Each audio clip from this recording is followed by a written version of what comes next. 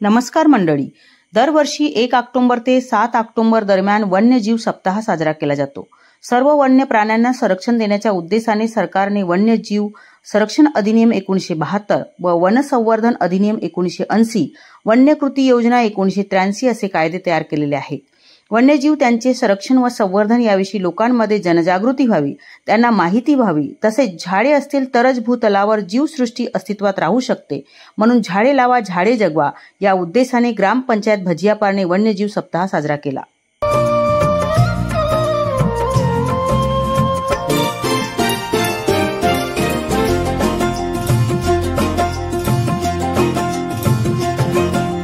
पृथ्वी वायू जल अग्नी अन आकाशाचे गान।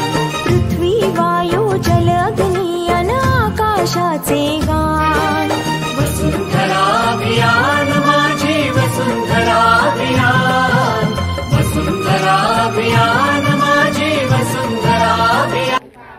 जिल्हा गोंदिया, राज्य महाराष्ट्र, भारत देशाचा सुजाण नागरिक शपथ घेतो की मी या भारत मातेला या वसुंधरेला स्वच्छ व सुंदर ठेवण्यासाठी प्रयत्न करीन।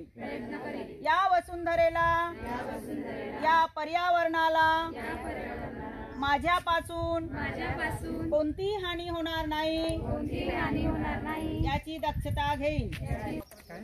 नीलगिरी हे नीलगिरी वृक्ष आहे। त्या नीलगिरी वृक्षाचा उपयोग वन आपल्याला औषधी करता होतो आणि त्याच्यानंतर त्याचा कागद बनवण्यासाठी सुद्धा त्या लाकडाचा वापर केला जातो। 7 ऑक्टोबर हा वन्यजीव सप्ताह साजरा आपण करतो।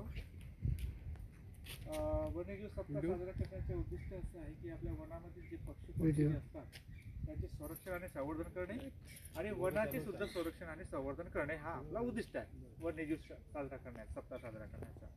आता जसे आपल्याला वन्यजीव मध्ये म्हणजे वनामध्ये जे पशु आणि प्राणी आणि पक्षी जे राहतात त्याचे महत्त्व काय आहे हे समजून घेणे अत्यंत आवश्यक आहे। जसं आपल्या पर्यावरणामध्ये दररोज आपण उठतो तर जे पक्षी आपल्याला दिसतात दररोज, आपल्याकडे प्राणी पण आहेत वाटते असते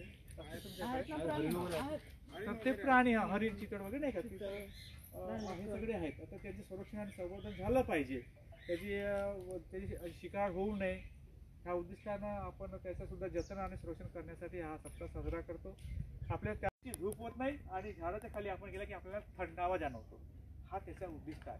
तर आपल्याला जंगल किंवा झाडे जर आपल्याला टिकून ठेवू तर जंगलामध्ये राहणारे सुद्धा पशु पक्षी टिकून राहतील।